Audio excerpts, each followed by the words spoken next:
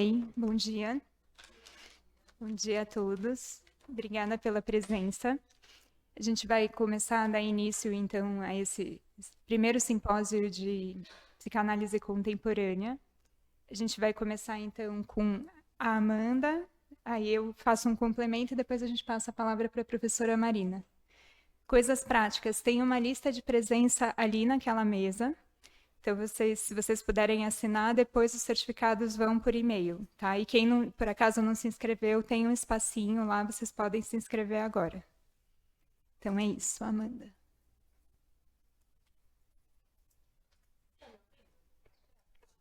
Não, não dá.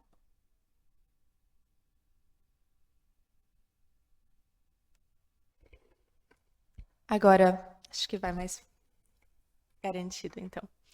Eu vou falar muito rapidamente. O objetivo dessa fala é contextualizar esse evento e as nossas motivações para organizar ele como ele está sendo apresentado hoje. Então, bom, para começar, um simpósio de psicanálise contemporânea. Falar de psicanálise contemporânea não é só falar da produção psicanalítica recente, é falar de um modo específico de pensar e produzir psicanálise hoje.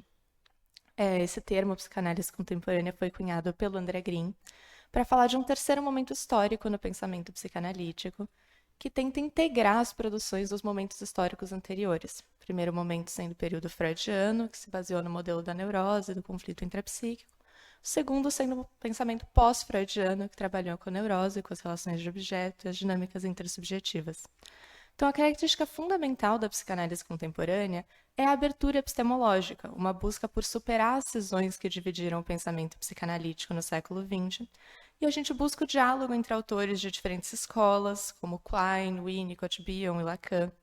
Busca construir uma metapsicologia mais complexa que articula pulsão e objeto, sexualidade, traumático, eu e outro, e busca se fundamentar a prática clínica na complexidade e diversidade que a gente pode encontrar ela, tanto nas diferentes formas de sofrimento psíquico, neurose, psicose, não neurose, quanto nos diferentes dispositivos clínicos nos quais um psicanalista pode trabalhar hoje, no consultório particular, grupos e instituições, dispositivos modificados e assim vai.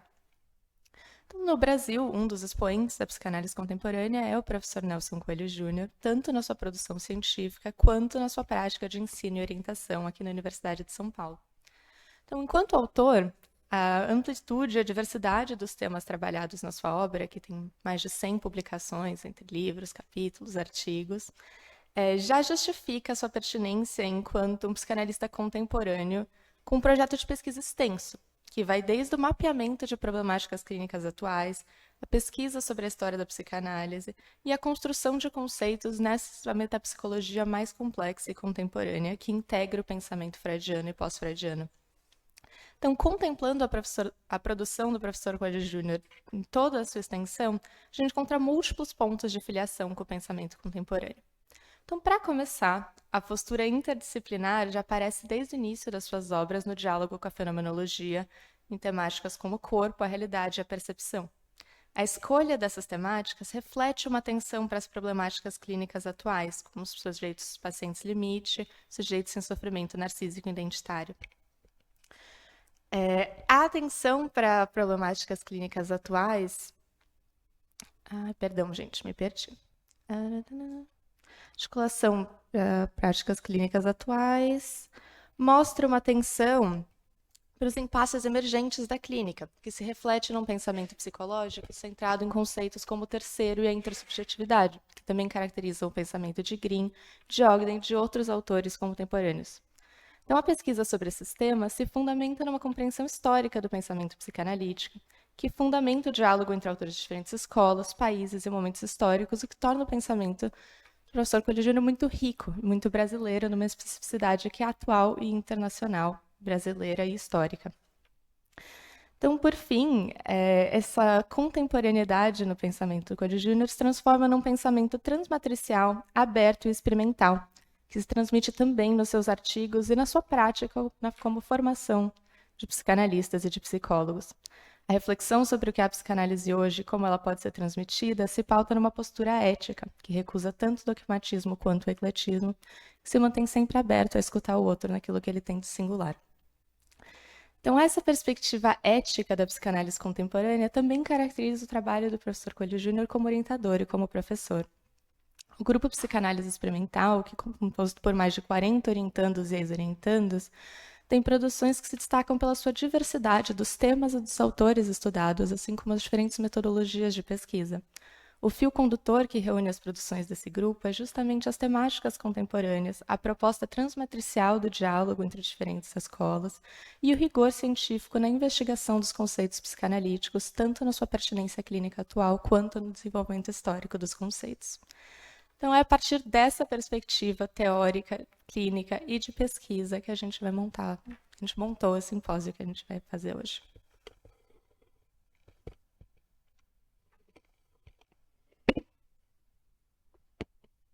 Bom, na continuidade da fala da Amanda e falando sobre o nosso grupo, né? Nós estamos bastante felizes de organizar hoje o nosso primeiro evento como grupo. E a nossa tentativa é de mostrar para vocês um pouquinho do que acontecia nas nossas reuniões das sextas-feiras. Então, nesse grupo, como que funcionava? Cada semana, um participante apresentava um texto finalizado ou ainda em andamento da sua autoria. Então, o texto era lido previamente por todos os participantes e aí era discutido na reunião, né? E aí, isso sempre fazia com que a gente fosse tendo um contato muito íntimo com os textos e com as ideias que ainda estavam começando a se formar, né? E o mesmo espaço, acho que é uma coisa que marcou muito todos que participaram desse grupo, é que o mesmo espaço, tanto de autor quanto de leitor, era dado tanto para quem estava na iniciação científica quanto no pós-doutorado, né? Então, era sempre uma questão muito, assim, era um privilégio muito grande ser lido e ler trabalhos com tanta qualidade e daquela maneira, né? O que acontecia é que cada artigo que a gente passou a publicar, às vezes tinha que agradecer umas 10 pessoas. E às vezes as revistas não permitiam. E aí eu comecei a insistir que nós devíamos ter um nome, né? Que o que a gente fazia ali era muito maduro e muito, assim, importante para ficar anônimo, né? E aí o grupo todo pensou bastante, foi até uma ideia do Nelson que o grupo se chamasse Psicanálise Experimental. Mas por quê? Um pouco por ser um grupo de psicanálise dentro do Departamento de Psicologia Experimental da USP, o que não é nada evidente. Mas também experimental pelas nossas experiências, né? Pelas nossas experimentações e até pela liberdade que o Nelson sempre deu para essas experiências, experimentações. E que eu posso dizer que, particularmente, foi de onde saíram alguns dos trabalhos mais criativos que eu já li. Assim. Toda a psicanálise não é experimental? Eu acho que é uma pergunta que a gente se fez várias vezes. Nós acreditamos que sim, mas a gente também sabe que esse nome às vezes provoca um certo estranhamento, o que a gente considera bom para reflexões também. É então que esse nome é muito mais jovem que o próprio grupo, né? E no evento de hoje nós escolhemos ter como base textos publicados do professor Nelson, trabalhados por seus ex-orientandos, ou seja, nós queremos fazer com a obra dele o que ele nos ensinou a fazer em seu grupo, que é ler, comentar e fazer as ideias avançarem. Então, hoje nós vamos ter 3 mesas. A primeira, agora pela manhã, que nós chamamos de Psicanálise, Fenomenologia e Corporeidade, Epistemologia e Clínica.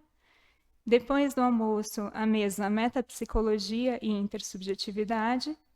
Depois a gente tem um cafezinho, e aí vem Psicanálise Contemporânea, História, Atualidades e Desafios. E, por fim, o professor Nelson vai fazer um fechamento. Ele, aliás, na sua última aula de pós-graduação, terminou essa aula com um ditado da filosofia japonesa, dizendo que é recomendável levantar-se da mesa antes de estar completamente satisfeito. Esse é o nosso convite para vocês no dia de hoje. Esse simpósio não pretende contemplar toda a psicanálise contemporânea e nem toda a obra do professor Nelson. mas compartilhar o prazer de reunir-se à mesa, ou às mesas. Tenho certeza de que nós sairemos daqui, no mínimo, nutridos, e espero que a gente possa compartilhar com vocês um pouco do que alimentou todos nós que passamos pelo grupo de pesquisa em psicanálise experimental. Ótimo evento a todos.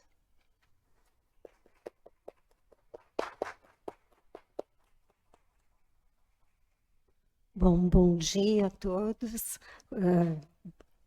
Parabéns aí pela organização. Obrigada pelo convite, inclusive o convite do Vitor, né, de estar aqui hoje. E contente de... A gente não se falou antes, mas as falas estão complementares. Eu penso que o dia de hoje é uma forma muito interessante da gente celebrar o que eu diria que é uma vida bem vivida, né? Os 30 anos do Nelson aqui na USP, né? E fazer votos de mais 30 bons anos, né? Acho que a gente tem um jeito de trabalhar muito parecido, né? Que advém do Luiz Cláudio Figueiredo. Eu também faço isso no meu grupo de pesquisa, né? Iniciação científica, pós-doc, todo mundo discute os textos, e não dá para agradecer todo mundo, que é um trabalho de grupo, né? É fruto de um trabalho de grupo, isso é muito semelhante na nossa forma de trabalhar. E eu gostei muito da forma como vocês organizaram o evento, né? Que eu acho que é uma forma assim, muito boa de apresentar e dialogar com o pensamento do Nelson, né? E de todas as pessoas que participaram e que construíram também, né? Ideias, novos pensamentos. E eu coloquei até aqui, né? Sobre a batuta desse exímio regente orientador. Né? Acho que o orientador não deixa de ser um regente. Então, eu acho que a gente celebra hoje a vida vivida com qualidade, vitalidade e prazer. Achei muito bonita a implicação dos orientandos na organização do evento, que eu acho que reflete a implicação do orientador, né, com a sua função e o seu compromisso ético da orientação, né? A gente vê esse reflexo nos mestrados, nos doutorados que o Nelson orientou. Eu e o Nelson somos irmãos da PUC, né? Talvez alguns aqui não saibam, né? Somos filhos da PUC, migrados para a USP. O Nelson é da turma de 83 e eu sou da turma de 85. Né? Durante a faculdade, ele já era muito admirado pela capacidade clínica e intelectual e seguiu, recém-formado, uma carreira brilhante, né? Ele concluiu na PUC o mestrado em 88 e o doutorado em 94. E entrou aqui na USP em 95, né? Ou seja, exatamente há 30 anos. E na USP percorreu uma trajetória de um psicanalista pesquisador implicado, ético e ao longo dos anos de alcance internacional. O Nelson tem vários textos publicados, né, internacionalmente. Enfim, e eu fui por outro caminho, pela clínica, né, mas a gente se encontrou aqui em 2015, não faz muito tempo, e no Lipsic, né, na construção do Lipsic, que eu acho que foi uma coisa muito importante para o que a gente denomina hoje psicanálise contemporânea. Então, somos da mesma geração, no entanto, 20 anos de carreira acadêmica nos diferencia, trazendo uma experiência de satisfação e finalização para o Nelson. Ele está saindo da mesa, né? Não totalmente, com um pouquinho de fome, né? E também para mim, vamos dizer, de entusiasmo e continuidade. Então, hoje celebro a trajetória do Nelson com orgulho desse irmão da PUC e uma ligeira tristeza, né? Também tem que falar da tristeza, de perder a interlocução com alguém com temáticas de pesquisa também fraternas. Prazer e vitalização na psicanálise contemporânea é o tema de um dos últimos artigos publicados pelo Nelson. E eu diria que esse precisa ser o horizonte do exercício clínico e acadêmico de um pesquisador psicanalista, um prazer autêntico. Outra partilha fraterna que eu tenho com o Nelson é o Thomas Ogden, né? O estudo da obra do Thomas Ogden, e que a gente teve o prazer de saber que está sendo publicado em inglês agora, né? Já está no site lá da Routledge, né? E que eu brinquei com ele que era um presente de aposentadoria, né? Na verdade, um fim de festa e uma abertura para novos encontros, né? Porque aposentadoria não existe. Compreendo que hoje, né, todos nós que estamos aqui, testemunhamos, comemoramos e favorecemos uma cisura na vida do Nelson, de professor da USP para não mais professor da USP. Tradição e ruptura, né? É o nome do texto dele no livro do Ogden.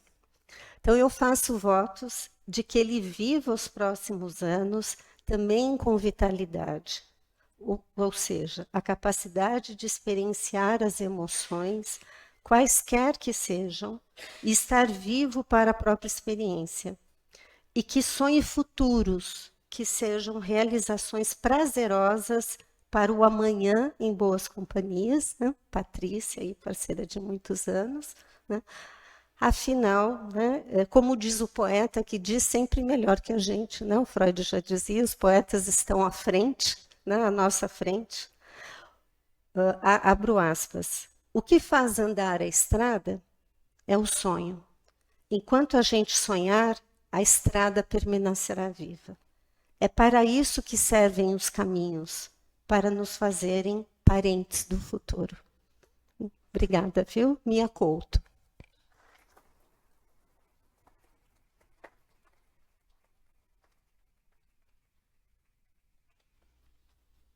Queria então já passar diretamente chamar quem vai participar dessa primeira mesa.